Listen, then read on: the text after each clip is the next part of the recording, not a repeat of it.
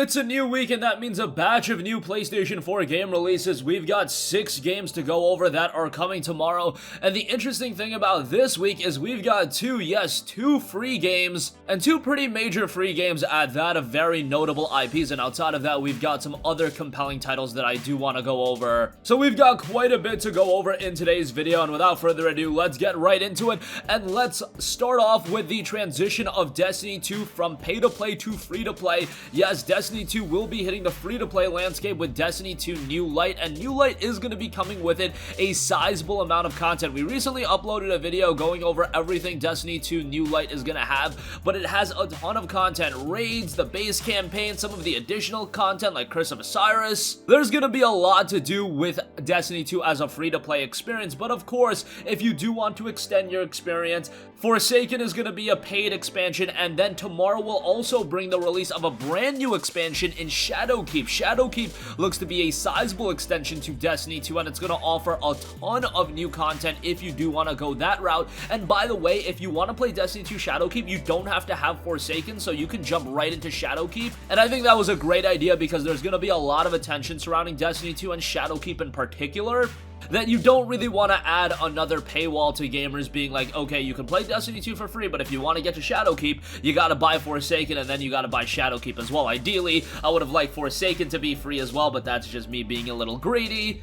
I understand from a business standpoint why they didn't make all of the content for free, but nonetheless, Destiny 2 Shadowkeep does introduce new nightmares that have emerged from the shadows of our moon, called forth by haunting visions. Eris Morn has returned. Join her to slay these nightmares before they reach out beyond the moon to cast humanity back into an age of darkness.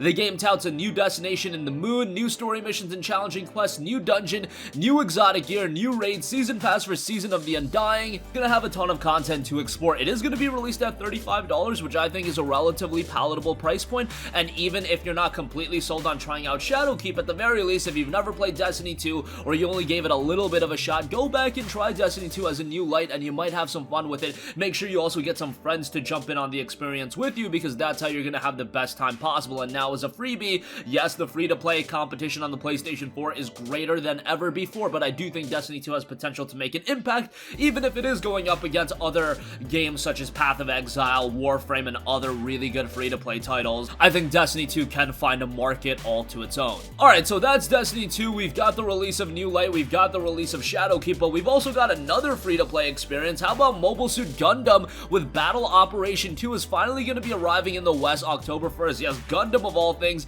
is making a transition to the free-to-play market, and after a month of radio silence, the release date for Mobile Suit Gundam Battle Operation 2 kind of got announced out of nowhere, and it is dropping tomorrow. It notes the battlefield extends into space, defeat the enemy with your mobile suit or launch surprise attacks as infantry, grasp the shifting tides of battle and let loose your victory cry. Mobile Suit Gundam Battle Operation 2 allows you to fight alongside your friends, basic play free, complete countless battles and missions, and become an ace pilot. This reminds me a lot of a game they originally intended to release on the Xbox 360. It was a game that was a hybrid of Gundam and then a first-person shooter. It was a really cool game, unfortunately never came to fruition, but with Battle Operation 2, it's a free-to-play that focuses on 6v6 team battles. War is waged via mobile suits, with players also able to exit their mech for on-foot action as well. The game's constantly growing rosters of Machine, which recently gained Zeong, and MLRS variant of Gundam GPO2 is primarily focused on the original show and its spin-off materials. And Bandai Namco held a poll back in August to see what 10 mobile suits player was wanted for free on launch day, and of course the game does have an air of microtransactions given that it is a free game, but if you're a fan of Gundam, I think this is a game that's at least going to be worth checking out as a free-to-play experience. Gundam was one of those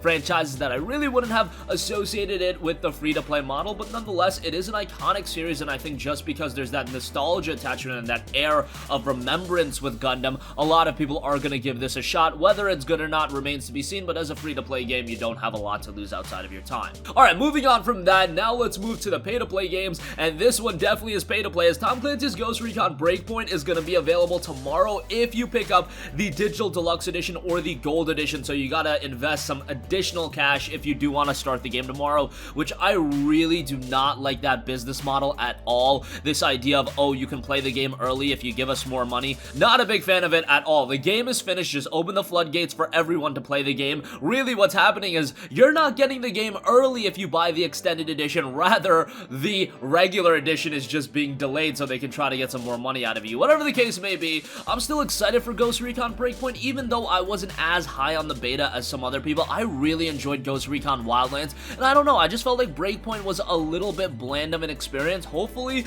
as the game comes out, and typical Ubisoft MO, they'll roll out a game, and then over time, it'll get considerably better. I mean, that's what happened with Wildlands, that's what happened with For Honor, you see that happening with the Division 2, it happened with the Division 1. Let's just hope that this is an ever-evolving experience, and that's absolutely what it's gonna end up being. It is a massive open world that you can explore with a couple of friends, and this is another one of those games where I highly would recommend you to play this with a group of friends, and then you're gonna have the most fun possible. The game is also gonna feature dialogue choices, which is rather interesting for a game like this. I would have never really associated Breakpoint with a game that is gonna have these RPG elements and dialogue choices, but nonetheless, just another layer to the game, which I can definitely appreciate. And overall, I do think the game is gonna be of some quality. Again, if you're going into it expecting a game to play solo and having fun, I don't think you're gonna get the most out of it, but if you do have a group to play with, Breakpoint is gonna offer you something that is relatively enjoyable. Moving on from that, we have a brand new RPG that isn't getting a lot of buzz, but Le Grand Legacy Tales of the Fatebounds is making the transition to the PlayStation 4. And this is an RPG that's been out on PC for a very long time, going back to January of 2018.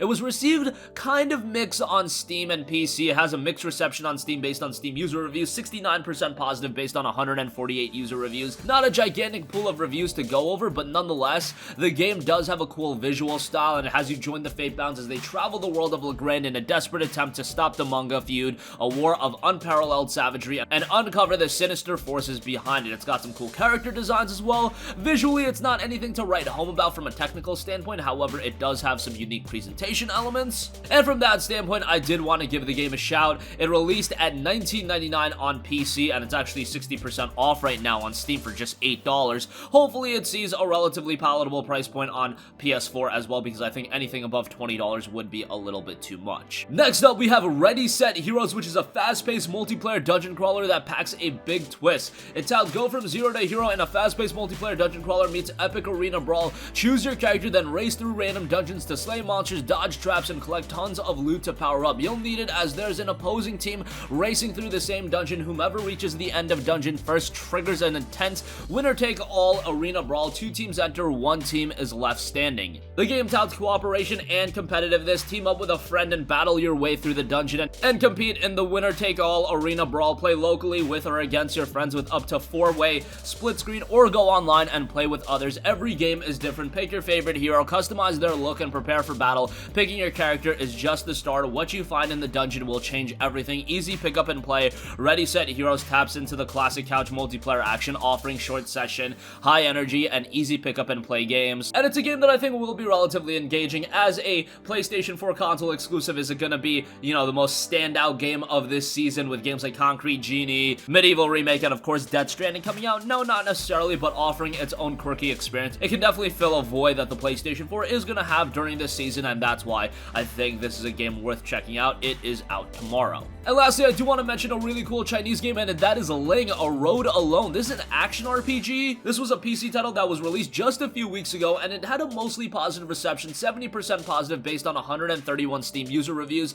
It notes, following the call of inner heart, the young man starts another journey of adventure faced with tough enemies and fierce fights. It is not certain whether the young man can reach the pinnacle. It's a top-down hack-and-slash game where you'll start a journey of finding his true self from Snowbound to Sand Dune, an exciting journey of finding one's true self. The game scene is focused on the atmospheric rendering, with a battle system emphasizing hit feedback. The player can experience the joy of fight with sword and fist. The player's skill and strategy will be tested by various enemies and bosses with different battle styles. Seems like it has a decent bit of depth to the gameplay. Again, not an overwhelmingly positive reception over on Steam, but a decent enough reception, and it is a rather interesting game, and it was released at just $9.99, so if it's released at that same price point on PlayStation, I think it's going to be a game that at the very least keep it on your wish list, and if it does go on sale, say for south of $5, you can pick it up then. But nonetheless, Linga Road Alone is out tomorrow. And that's gonna conclude this video. Again, tomorrow isn't the biggest day for new game releases, but I would say it's rather notable. Destiny 2 Shadowkeep is a major release with Destiny 2 New Light going absolutely free. Gundam is making the transition to free-to-play with Battle Operation 2. Ghost Recon Breakpoint, for those of you guys that do want to invest a little bit of extra cash, you can start playing that tomorrow. Legrand Legacy Tale of Fatebound looks like a rather interesting RPG. Ready Set Heroes is there, and Linga Road Alone I think is a pretty cool game with an interesting stylization. That's gonna conclude this video. Sound off with all of your thoughts in the comment section down below. Thank you for watching, and goodbye. Hey guys, we hope you enjoyed the video, and if you did, make sure to hit the subscribe button, and if you're already subscribed, do us a favor and hit the bell icon. This way you'll be notified whenever we post a new video. That's the best way to keep up with all of our uploads, and we usually try to upload 2 videos a day. And with the bell icon hit, you'll be notified whenever we do upload a video. As always, thanks for watching.